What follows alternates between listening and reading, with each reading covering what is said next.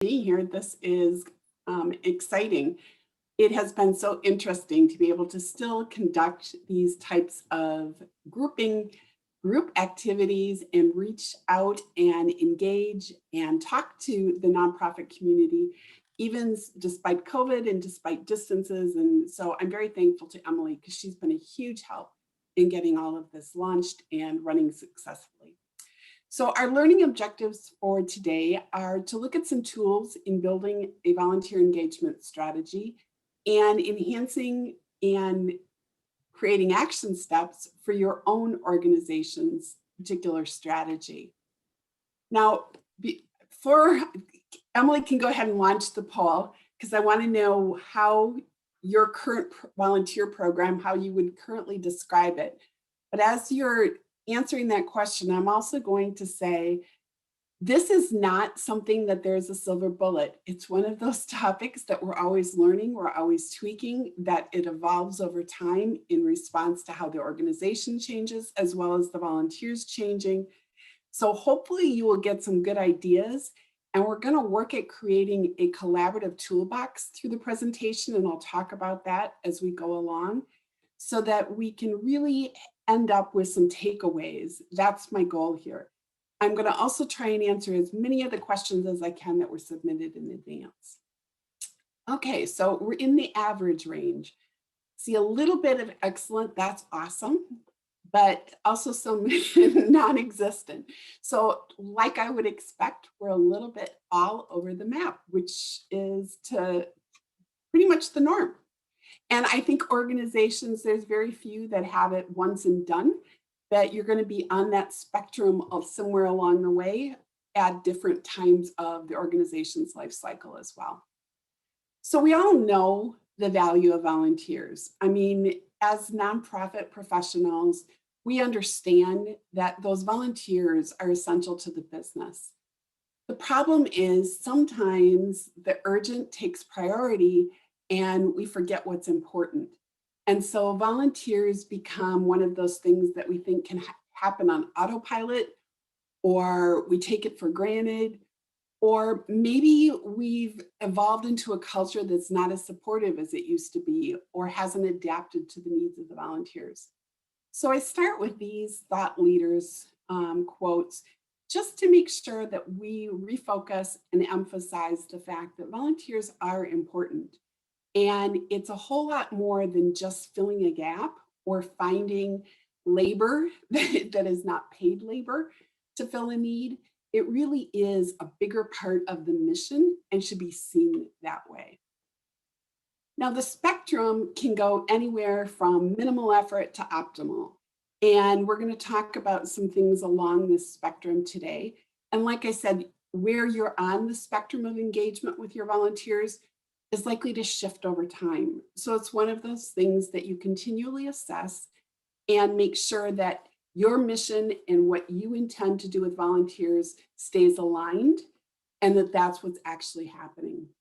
Now, on the far side, minimal effort usually means minimal outcomes. It's one of those where the organization oftentimes is so stretched, they have nothing left to give, let alone invest in volunteers or do much recruiting or actual volunteer engagement. And it tends to focus only on the immediate needs of the not-for-profit. There's not necessarily clear communication, and there's not always even really good appreciation or feedback, just because oftentimes organizations in this bucket are pretty much stretched to the max and can't handle anymore. On the far other side of the spectrum are those who have all kinds of resources and create those investments into an optimal strategy. And unfortunately, there's very few that can stay at that end of the spectrum on a regular basis because it requires constant change and evolution, and it does require an investment. The goal, though, is to see where you fall between these and where you fall on the continuum, so that you understand what you have that can be tweaked and where there are critical factors that really need to be addressed. The other thing to emphasize is that to really have successful engagement, there has to be some kind of investment. It's not going to just happen. You have to have a commitment by your board, as well as the workforce and the staff that are employed by the nonprofit. So it's important to consider that upfront and what that investment looks like. Some monetary, some time, some culture, but you need to understand that investment. And then you have to develop a way that it's a two-way relationship. The worst case scenario on the other end was one way, focused on the nonprofit, little attention to the needs or consideration for the volunteers. In an optimal strategy, it's a two-way communication, and there really is give and take back and forth, which will enhance obviously the engagement and the satisfaction of both the volunteers as well as the results for the nonprofit. Now, one of my favorite books, and it's a little old now, it's about 10 years old, is Daniel Pink's Drive, where he talks about intrinsic motivation. And the reason I bring it up here is because if you're going to make this investment in making volunteers a real strategy and engaging them, then you need to maximize your recruiting efforts and who you're reaching out to by understanding their motivations. Daniel's main point with these three items with intrinsic motivation is that we all want to have some ability to direct ourselves. So if volunteers come in and they have no autonomy or no ability to at least bring some of their own gifts and skills and personality to the position, it could easily be frustrated if it's very dictatorial or very little autonomy. Now, that doesn't mean there can't be structure or clear parameters, because that may be important and maybe a restriction even on what the volunteer is doing or the population that the volunteer is interacting with. But there's ways to make it feel more autonomous than being micromanaged. They also want to feel like they're getting better. There's nothing worse. I've had opportunities where I've been a volunteer and I go along thinking I'm doing the right thing. I even ask if there's anything else I can do, and I get little to no feedback. How do I know if I'm really providing what the organization needs, or if I'm mastering that volunteer position, or mastering the engagement with potentially the recipients of the services? So there's got to be feedback related to that mastery. And then understanding of the purpose. One of the key things with volunteers is they're coming because they want to do something that matters. And do they clearly understand that purpose and what it is that matters about them being there and serving? Now, taking it a little bit further than just intrinsic motivation, there's a few things to look at when you're looking at your potential volunteer pool, or even kind of creating parameters around who that volunteer pool could include. One would be the reason for involvement. Right? Now, some people are retired, life stage, retirement, and they want some social interaction, and that's their reason for involvement. And their time commitment may be such that they want a regular commitment. Where there's others who their reason for involvement is camaraderie of doing it with a group. I know Wagner, we volunteer sometimes as groups. I know that I've participated in volunteer events where I get to work with peers or friends. That's a whole different experience. And that's important as well. So to understand that reason, it also might be the reason is because of who your organization is and what they stand for. And there's a real passion connection there. It's interesting that there's not one reason now. Some groups will work for a nonprofit or volunteer on a regular basis without really understanding the cause, where others, it's all about the cause.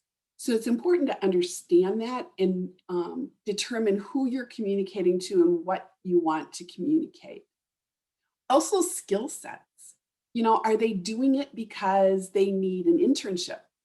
For younger volunteers, is it a community service organization that they can check off for some of their school requirements?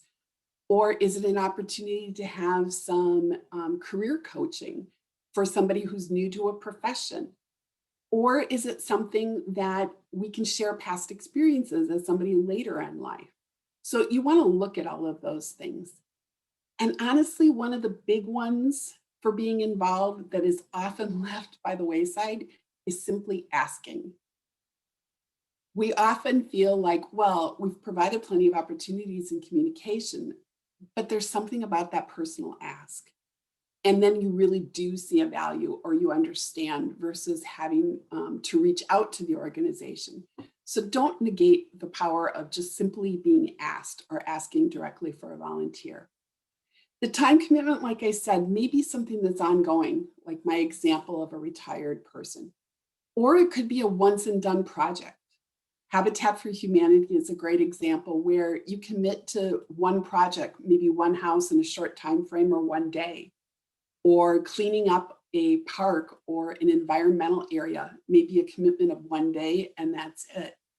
So you've got to understand all three of these to match the right volunteers with the right positions.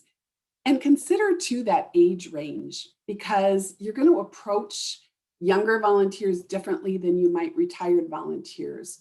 So all of these are factors to consider to get that best fit. If we're investing in this, let's do it right. All right, next poll. What do you currently have incorporated into your volunteer program? This one you can answer as many as are applicable. And do you I will actually jump right in, Melody. I apologize. I set that up differently. So it's only one, my bad. Oh, so just okay. The biggest one for your program. Sorry about Thank you. No worries. No worries. Yeah, pick the biggest one then. That's awesome. And these all have an important role, and we're going to talk about all of them. So I'm very curious to see what's most important or what you've already incorporated potentially in your organization. And just as a quick side note, for those of you who've heard me before or know a little bit about me, I am not a personal volunteer coordinator, but my daughter is. And trust me, she vetted everything that I am saying today to make sure that mom had it right. So, all right. So it looks like some paid staff. That's awesome. That looks like the number one thing here. Significant role descriptions and feedback, all important tools. That is really great to see and helps me understand too where you're all coming from. So one of the things that you just mentioned was that paid staff. And it used to be that, it was seen as a volunteer role in itself to coordinate the volunteers. Or when I think back to the days I volunteered in my kids' school, it was, the PTA, which was volunteers, organized more volunteers for other roles. Well, it's grown to understanding that volunteers really can be more than just filling a gap, and they can be an essential part of achieving mission. So with that investment often comes a paid staff role. Now, some of them range the gamut of titles: volunteer coordinator, volunteer program manager, director of volunteer resources, community resource manager. There's even certification programs for volunteer engagement, and there are a number of college programs or certificate programs regarding engagement. So this is something that is taken very seriously, and there's a lot of information behind it. Now, with that being said, I am not the expert in this. So as I mentioned up front, I'm not going to give you specific tools, but I'm going to give you opportunity throughout to contribute some of your tools. So the first thing I want to have you add to the toolbox, our virtual toolbox, is if you have a specific name for the person that wasn't one that I mentioned, or a budget methodology that you find especially useful, or a tool, maybe it's a budget template or a budget job description or a template for a job description for your volunteer coordinator.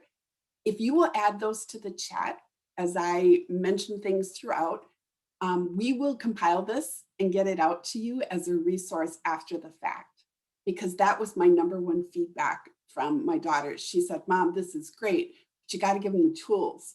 Well, you're the ones working with the tools, you know the tools. And I'd rather you share your best tools than me trying to, from my position, come up with a list of tools, because you have much better ideas there. Um, when you're assessing the needs, part of it is knowing whether or not the nonprofit's even ready to really embrace volunteers. Because sometimes it is seen as something that's an inconvenience or that it's not a good fit. So you got to make sure that the culture and the environment that those volunteers are going to be working in is welcoming and really appreciates and wants to have those volunteers there. And there may be different times and needs again, but it's important to kind of look at that up front. And then be creative, spend some time making wish lists. Again, with volunteers, we tend to go back to the tried and true things. Well, volunteers have always done this, or this is a volunteer role. There are so many other things. I'll give you some ideas as we go throughout, and certainly add your own to the chat. But ways that you can engage volunteers that may not have been part of the norm in what you had done before. You also want to clearly set some goals and targets for how you're going to measure the impact of your volunteers. And did the budget meet its target? Are you accomplishing it? Just like any other goal within your organization, do you actually have measurable performance? And can you measure that performance? And is it doing what was expected? Because without a tool to measure and commitment to measure, you're not going to necessarily incorporate the feedback to continue to evolve your program and make it its optimal. So one of the key things is obviously how you recruit and that onboarding process. So how do you get the word out? There's a great tool to add to our toolbox. If you have great suggestions for ways that you get the word out, please add that to our toolbox. Some of it is, though, just your own staff and board and current volunteers are your best recruiting tool. So when I put the description of this presentation together, I was basing that waiting list off of an actual nonprofit that I've worked with in the past, who has anywhere, depending on seasons, anywhere from a 3 to a 6 month waiting list to be a volunteer. Right? How does that happen? Well, the word's out. The volunteers brag about it. They don't leave easily. They've got a strong retention. And so it attracts. And obviously, there's also some volunteer roles that attract maybe a greater audience. We have a friend who's graduating in a nursing program and going into the NICU. And I said to her the other day, I'm sure there's no shortage of people willing to volunteer to hold the babies. There's some things that are just more natural and attract a greater interest. But maybe you can put out surveys on your website or to some of the community groups you work with or other potential volunteer pools and ask about interest. What are the things that they're good at? And some of the things you get back may not be skills that you even thought you needed in your organization. What if you have somebody who's really good at artwork? You never thought of that before. Now, maybe you have an opportunity for a storytelling event or artwork that you can do around your mission and or even sell as a fundraiser or other things. The creativity here is limitless, and you really have to think beyond the box. That's the key. Now, depending on the nature of the volunteer position and how long it's going to go on, you may want to actually have an application and an interview process. I do advocate for sure for the application process because one of the things we're going to talk about is having good information about your volunteers.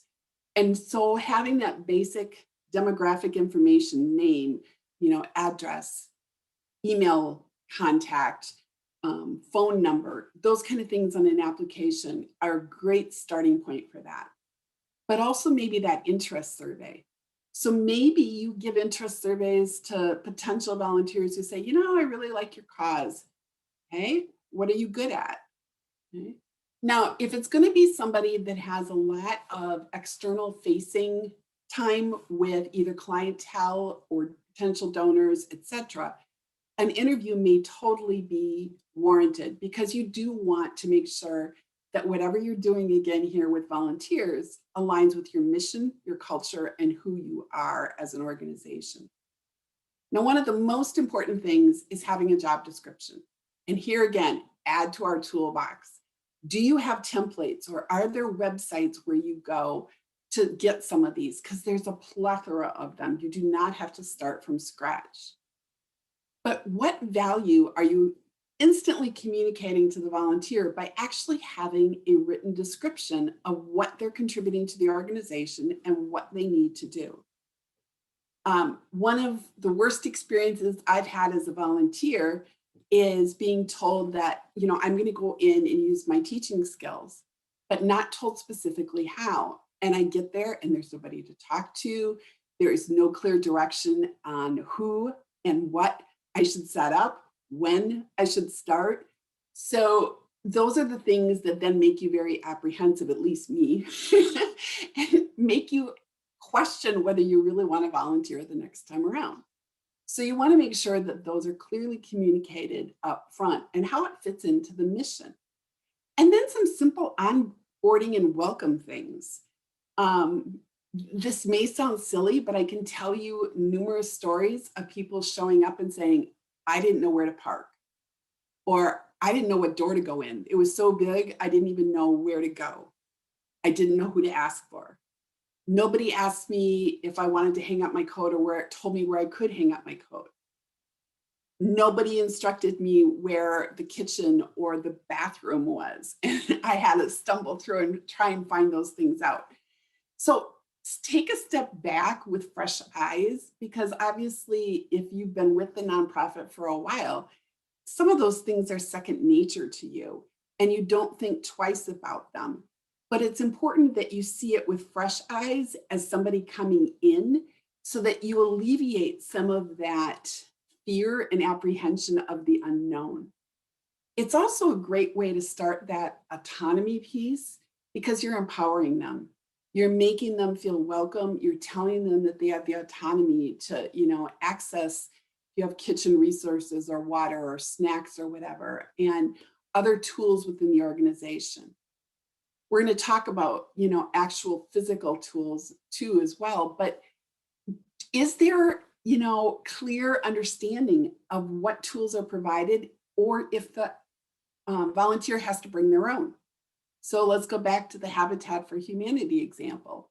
If they're helping with construction, has it been made clear whether they bring their own tools or whether tools are available? So some of those kind of things communicate value and create that welcoming atmosphere, as well as starting things off on the right path in terms of autonomy and empowerment. Training is my passion. To me, this is not, again, like much of this process, this is not a once and done. It's something that's ongoing. Initial training should definitely involve some in-person when we're not in COVID situations, or Zoom face-to-face, or some other tool that you can do face-to-face, because you want to make those initial connections and help them see the faces of who they're going to work with on staff or who they can go to for questions. But it's not a once and done type of situation. And there are so many ways that you can train. And I know one of the questions that came in ahead of time was what tools to use for training. Okay, so here again, add to our toolbox, what training tools have you found most effective? This one I do feel I can speak to a little bit more than others. Videos are a huge tool these days, and there are so many great free or very inexpensive streaming options for those videos that you create. And you don't have the time to create the video? What about a volunteer to come in and create the videos? Somebody who's good at marketing to help with capturing the videos. So here again, maybe you've created a volunteer out of just that aspect of your volunteer engagement program. Other things can be ongoing resources, like a centralized spot on the website that's maybe for volunteers only, where certain things are posted or certain tools are posted, as well as other trainings. Maybe it's things specific to a software that can be again put online or in a protected area of a website. The one you have to be really intentional about is if there are issues with confidentiality with those you're serving and or background considerations, make sure that you have met those training requirements and background checks. Now, one of the things that came up again in the questions beforehand was about background checks. This is something that you definitely want to take seriously. It's not a huge investment or it doesn't have to be super time consuming. And guess what? Some of the softwares you're already using, including sometimes some of the donor databases and even some of the general ledger systems I work with, actually have a way to put the background check information in there and automatically send it back out to the volunteers and or staff when that background check needs to be updated. So again, don't feel overwhelmed by all these things. Take one step at a time and keep adding to it and utilizing some of the tools that are already out there for some of it. Now, it's real important, obviously, throughout this to have the board as well as the staff, like we talked about, fully on board. So having those communications about what can be accomplished and what we want the culture to look like is a huge part of getting this off on the right foot and creating that atmosphere where you have the waiting list because people want to be there. And thinking of opportunities outside the norm. I think it's very beneficial to periodically ask and come back to staff or board and say, hey, any projects that we've got going on right now that we're not able to staff or anything that we need to address that maybe we could get a volunteer for? One of the things I hear on a fairly regular basis is issues with just boards, and boards have volunteers, and some of those are new board members and don't know what they're doing and need training and facilitation. Guess what? There's volunteers that do this. Or when I've recommended board retreats, there's people who will volunteer as a retreat facilitator. Maybe you've got some miscommunication going on internally within your staff, and you could have a volunteer who's an expert at communication and team building come in. So think outside the box again. It's great that you have some regular, continual, probably staffing volunteer positions, but that doesn't limit it. And what a better way to get new people involved than being creative and looking for that. And then don't discount how the staff and or board potentially also need training for working with volunteers. Because if there is a bad culture vibe or a bad attitude, all this other great work is going to be meaningless because that's not going to be what the volunteer experienced. So let me give you an example. I had somebody tell me a few years ago about they were working with an organization and the board said that they volunteered and that they cared about the organization and they cared about their volunteers. But every time they had any kind of community event or fundraising event or get together, the board was there for their formal presentation, their show, what looked to them like, shaking hands and doing the backslapping. But as soon as there was any work to be done, they were out the door. Well, this volunteer didn't last there very long because that was not their personal beliefs and that culture didn't fit them. So sought out a different nonprofit. And this nonprofit, one of the things that really stood out to the person was at the very first event that they were volunteering at, the president of the board was still there at the end of the night loading the dishwasher. So think about things like that and not a condemnation or a judgment here of which side of that story you need to be on because there's different people, different needs. But make sure that, again, that culture is what you've been communicating and fits the volunteers that you're attracting or want to attract. All right, here's our formal slide on tools. Been talking lots about them and hopefully we've got a good start going.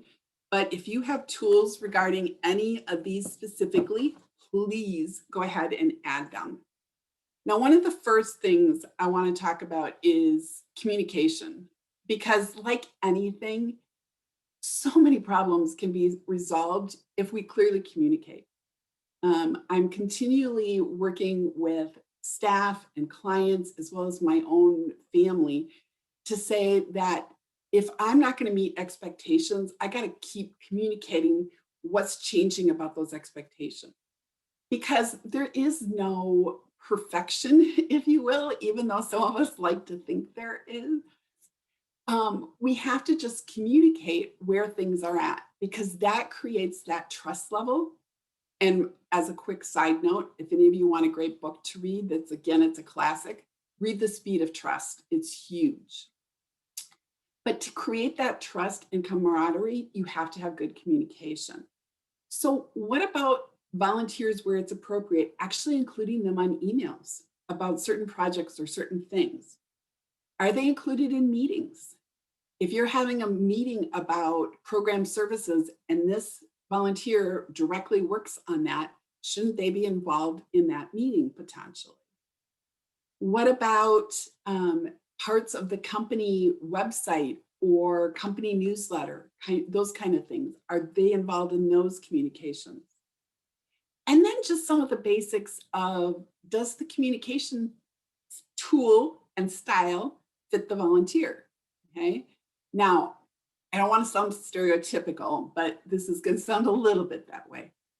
Your retired individual is probably not going to be preferred having social media be their primary tool for communication. Where a young volunteer, maybe a high schooler, is not going to want formal letters or long phone calls for communication. Okay, so factoring in, again, some of those different needs and tuning the tools and the volunteer to the right fit. In addition to some of the training things I already mentioned, one of the things that I wanted to mention here was opportunities for self-study.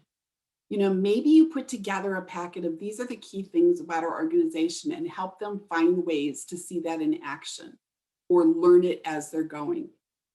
Another idea is, if you have a lot of younger volunteers, let's say you're an organization where it's totally appropriate to have elementary school age or middle school or whatever, why not have other volunteers training them or creating games?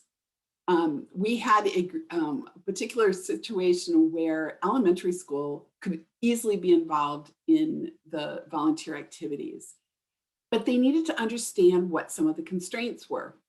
In this case, they were working with elderly population and didn't necessarily always understand some of the communication differences or just how to be respectful and what was respectful to them. So in preparation and as a means for training, we created a number of games and role scenarios for the kids to practice with before they went in to formally train. So again, that creativity cannot be overemphasized. Now, I mentioned before, you do want to make sure that you have the space and equipment for a volunteer. Are they expected to bring their own pen? Are they expected to have note paper? Do they need note paper? Is everything they need provided for them? If it's all day, are there opportunities for them to leave to get food, or should they bring food with them? These are all things you want to anticipate ahead of time and answer the questions so that the volunteer does not feel caught off guard. And again, is comfortable with the process as well as your commitment to their role. Software, lots of different options here in terms of volunteer management, capturing interests, matching interests to the right positions. My one thing with this whole idea of software is make sure that it stays up to date and that you are really capturing what is appropriate for your organization to know about your volunteer. Okay. Yeah, and I'll give you a quick example. Volunteer had been with the organization for a very long time.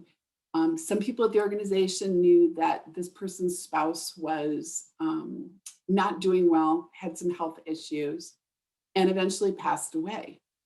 It was not communicated about what happened with that particular volunteer. And 6 months after the spouse passed away, Someone said, hey, how's your spouse doing? Okay. You want to try and limit those kind of faux pas because you don't want to make somebody feel awkward and you want them to feel part of the organization. So you want to be attuned to some of those, kind of key life stages or life circumstances. Another thing to consider is what statistical reports and what data can we capture to storytell. This is a huge push in not-for-profits right now, period, is to be able to actually tell the stories and demonstrate quantitatively and qualitatively what the impact is. Volunteer retention speaks volumes. My earlier example obviously has huge retention. Just like employee retention, there's a cost every time it turns over. So if money is a problem, or if you have to, convince penny pinchers like myself of the need for resources around it, help them understand the cost of having to recruit new volunteers versus investing in retaining the existing ones. Also, how many hours are being put in by the volunteers? What kind of impact are they having? What kind of roles are they serving? These are all important parts of helping both management as well as the board, as well as the community, understand who you are as an organization and what role and part of your mission those volunteers actually play. Now, I am a huge advocate for feedback because we all have different perspectives and we have different values and things that we have to say. And sometimes what's obvious to one is not obvious to the other. And so it's really important, again, to have that communication and opportunity for feedback. But my one caveat here is you can get real creative on feedback. Actually, Emily and I were just talking about this morning, and create all these systems to capture the feedback. But if you never use it, it was pointless, okay? So capture the feedback that you're actually going to review and use and that are going to drive your processes forward to improving what you're doing and how you're engaging with your volunteers and so forth. Now, some of the times, and this is just examples here, again, now if you have tools for surveys, there's so many survey tools. Some of them are even apps for, if you have volunteers that are more likely to like an app than something online specifically, look for those kind of survey tools. But what I recommend here is just a few of my ideas for points that you might want to consider doing a survey and getting some feedback. Again, only do the ones where you're going to incorporate the feedback and where it's going to have meaning to your program going forward. So maybe you need to know about how onboarding went. Did all the questions get answered? Were there things left hanging? Did they feel uncomfortable? Did somebody welcome them when they walked in the door? Another story I like to tell is my son, Mr. Eager Beaver, engineer, really wanted to go in his new community and work with the Boys and Girls Clubs with 3D printing. He approached him, he had a curriculum, he had this all planned out. They kept saying, well, we're not sure what to do. We're not sure what to do. We'll get back to you, get back to you. Well, guess what? After 6 months of that, he found another outlet for that. And he's doing a rocking job of creating STEM training for young people in his community and teaching 3D printing with his own time and own equipment. So there was a lost opportunity for the first organization. So capturing some of those kind of things. Was the training appropriate? Do you need feedback on the training? Did it answer the right questions, or were there gaps in things that the volunteer wished they'd known? Clarity of expectations. Do you know what you're supposed to be doing? I volunteered for something with my daughter in recent times, and it was very clear what the expectations were. I got an email welcoming me. I got a link to a video that explained what my role was going to be and what my expectations of my role were going to be. I got follow-up communication. I got tools to find out when I was scheduled. All of that was clearly communicated. So those, if you need feedback and you don't feel you're hitting the mark on expectations, that might be a place to create a survey. Also, as we said earlier, motivation and the reason for volunteering is a huge piece of this. So maybe you need a survey around what's the value or the perception of your volunteers in terms of what are they contributing? What is it that they're giving and being part of so that they understand that? Communication, is it working? Is it not? Satisfaction. Now, a couple of other key things here is make it easy for a volunteer to say, hey, I really enjoy doing this, but here's where I've got to leave. Because too often, once we get somebody in, we want to keep them and we don't necessarily make an exit ramp. And if you create that opportunity for them, again, to have the power and autonomy to say what timing and what endpoint works well for them, it's going to improve the experience, improve the relationship, and hopefully improve the engagement. So in addition to creating some opportunities or ways to have those endpoints communicated, I highly, highly recommend doing some kind of exit interview or exit offboarding, if you will, that gives an opportunity for the volunteer to come back and say, okay, did I feel valued and appreciated? Were my services actually used? When I showed up, were they ready for me? And did they have work for me to do? Or did I just stand there and twiddle my thumbs? Would you recommend the organization to somebody else? Would you volunteer again? How can we make sure that you stay in connection in the community of our organization? What kind of things can we do for you? Those are all great questions to ask, either at various times, but especially when somebody is leaving, because that person leaving is still leaving with an impression and is leaving with really huge value in terms of what they're going to tell the community and their friends. And trust me that some of the best volunteers, again, come by word of mouth. So you want them to leave feeling valued. I didn't necessarily emphasize this earlier, but I just mentioned it as part of this exit interview. Make sure that you value the volunteer by being ready for them to serve when they get there. Okay. Again, I've had opportunities where I've gone in and I've stood there and there's nothing to do. They're like, yeah, we're desperate. We need volunteers so badly. Show up and there's like, oh yeah, no, we don't really have anything. Missed communication and potentially even worse, impairment to your reputation because what was communicated as a desperate need didn't turn out that way. So don't take those kind of opportunities for granted and make sure that you're considering that. Now, one of the most common things we think about with volunteers is how to appreciate them. And I don't want to discount this at all. But if you go back to the beginning, this is not why most people volunteer. It's not about getting the appreciation. They want the autonomy. They want to learn. They want to master. They want to have some experiences. Appreciation is great, and I want to feel valued, but that's not the reason and motivation behind it. In fact, there is a lot that is now said that people that volunteer in the younger generations do not want those annual volunteer appreciation events.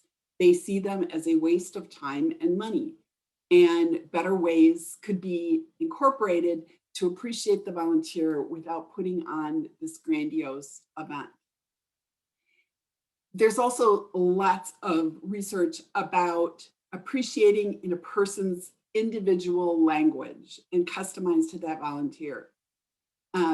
My boss can tell you that I absolutely hate public acknowledgement of anything. I much prefer something private or personal and specific, telling me a specific need that was met or something that was accomplished. So make sure that you're tuned into your volunteers that way.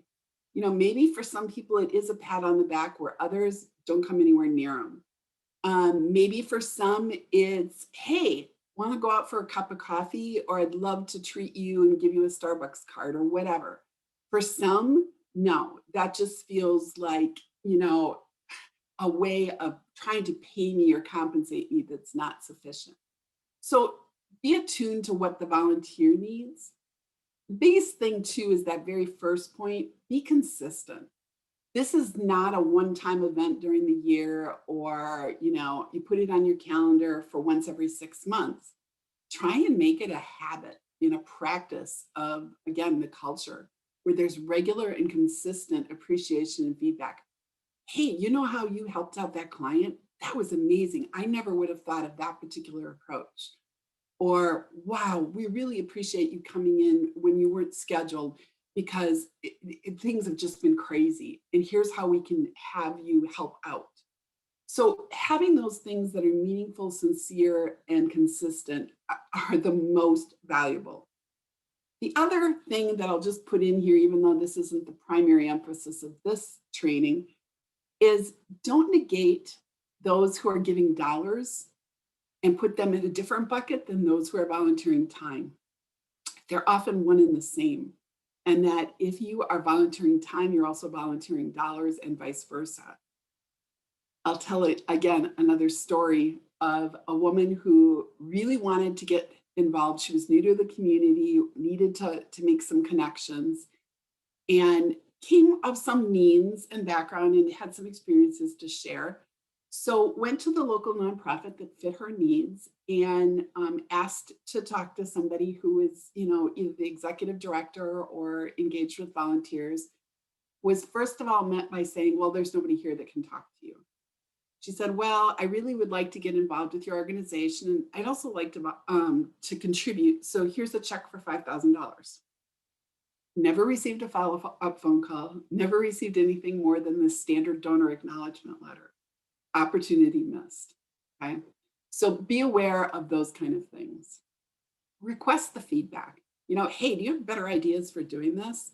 We all get tunnel vision, and it's amazing what somebody with fresh eyes can come in and see and say, oh, wow, I never thought of that. So do that. Do those impact reports and share them with the volunteers. Hey, look what you guys accomplished. Look at what a difference we made in the community. Look at what we did to move our mission forward. Those are all great ways of appreciating. And then I don't want to discount that you can do some formal and informal methods and actual gifts, but that should be seen, like it is given intentionally on the slide here, as one of many, and shouldn't be the primary way that you're appreciating. And some of it, again, can be things that are not necessarily monetary or time consuming, but have great meaning. Having personal handwritten thank you notes, that's huge to some people. Maybe having, the volunteer of the day where they get an extra special coffee mug or a treat or something. Be creative, fit again to your culture. The important part of all of this is to make it work within your organization so that it feels organic and it feels like it belongs, not like you're forcing a round peg into a square hole. So you want to make sure that you've got the right fit. All right, our last poll. Hopefully you're getting some takeaways here. We're not quite done, and we'll have some time for some questions here. But did you get some takeaways, or at least one new idea? Or maybe you received confirmation that, hey, I really am on the right track and I just didn't realize it. So I'd love your feedback through this poll.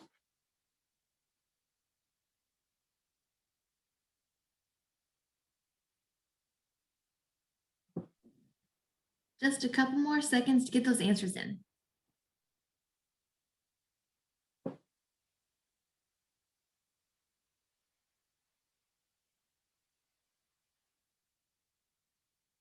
Great. Looks like you do have some takeaways. That's awesome. I'm really glad to hear that.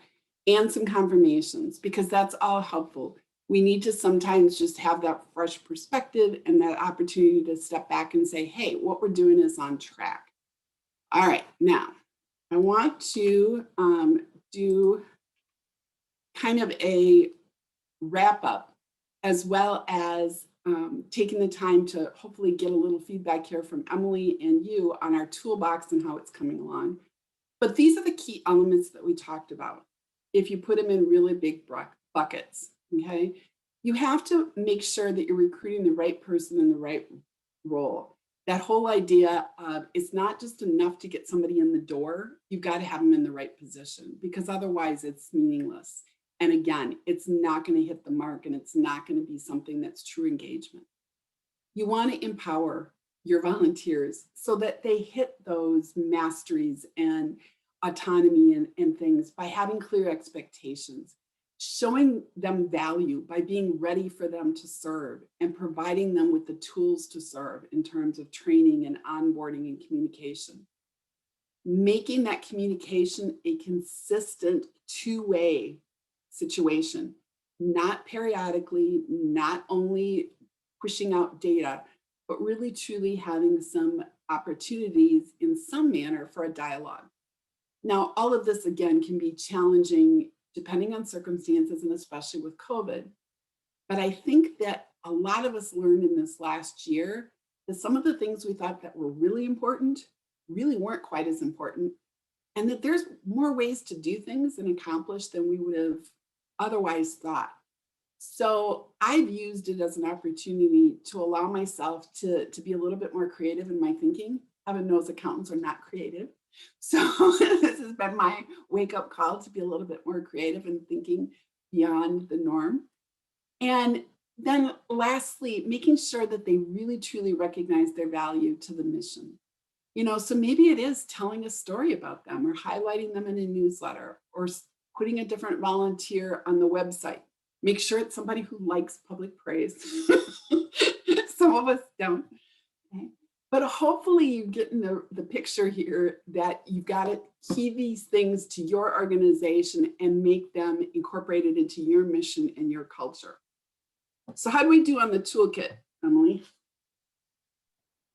Awesome. There are so many great ideas. I sent a couple back to the group, but just like we said before, it'll be included in our follow-up email on everybody's ideas. Thank you so much for sending them in. I truly think that you will all learn so much from each other and what you are all doing right now. So awesome. And that part I miss of our roundtable series, where you can sit at the table and have a chance to talk to each other. So unless, Emily, we're committed to something else, I'm willing to leave this Zoom open for a little bit if there's a few people who want to chat. Is that okay? Absolutely, yeah. Okay, because that part of the in-person I miss, that you don't get an opportunity to network with each other or to ask more questions. Were there any questions that I should address at this point? A lot you covered. A couple are specific, which I don't know if you'll have the answer for right now, but one that I think a lot of people would might like to hear your thoughts on, or how do you have any advice on how to prevent volunteer burnout?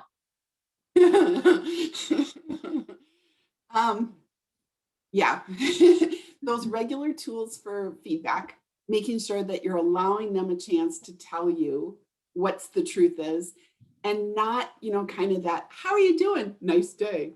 Fine. Those surface responses we give, but creating a space where you can really be honest about it. And maybe it is a periodic survey that says, hey, I'm feeling burnt out, or I'm willing to keep serving, or things are going great. Touching base with all the volunteers. You can think of different ways to get that feedback, but the feedback's the starting point. And then to give them, again, that empowerment to step away and say, hey, we really valued you, and it's really hard to see you go, but we respect you enough to say, okay, that's all right for now. And trust the process that if we're doing it right, we're going to have people that want to come on board and replace. So it's recognizing and not overstressing, giving that empowerment back to them to say, hey, I got to step away. For sure.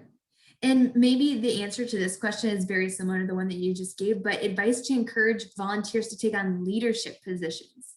I know that's another hard one, and you end up having a lot of the same people taking on a lot, and it can really be stressful and overwhelming.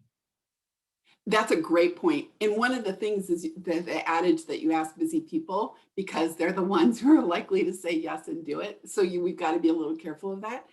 But maybe the reason or the hesitancy somebody isn't saying yes is because they're afraid. So maybe creating those mentor opportunities that, I'd really love to take on a leadership role, or I'd love to take on this position over time, but I feel clueless. So let them shadow somebody or mentor somebody. Absolutely. This is switching gears a little bit. It was more to the beginning of our conversation, but and this may be different for each organization, but how often should background checks on volunteers be done? Especially if they have like an initial one. Do you have every couple of years, or is one enough? Do you have any insight on that? Most of it's going to be by either state requirements, depending on contracts that you may have, or your insurance carrier. Check with one of those two as to the frequency. Now, just best practice though, if you have people working with vulnerable populations, elderly, young, disabled, whatever, those should be done on a more regular basis, no matter what regulations may say, just out of sheer reputation and doing the right thing. And the other is with the financial ones. If you have people involved in financial roles, you should be doing background checks on a regular basis. Again, just protecting the integrity of and reputation of your organization. Perfect. Those are the questions that came in that I make sure we address for everybody. But again, just keep an eye out for that follow-up email from us with all these awesome tools. We think you'll all get a lot of use out of them. And thank you so much for joining us today. We so appreciate all of you attending our roundtable. And I will stick around here if somebody has something that's burning desire to question to ask right now, or you want to chat with somebody else. Absolutely. You can raise your hand. There's a little button at the bottom of your screen. We can unmute you so you can even speak with Melody.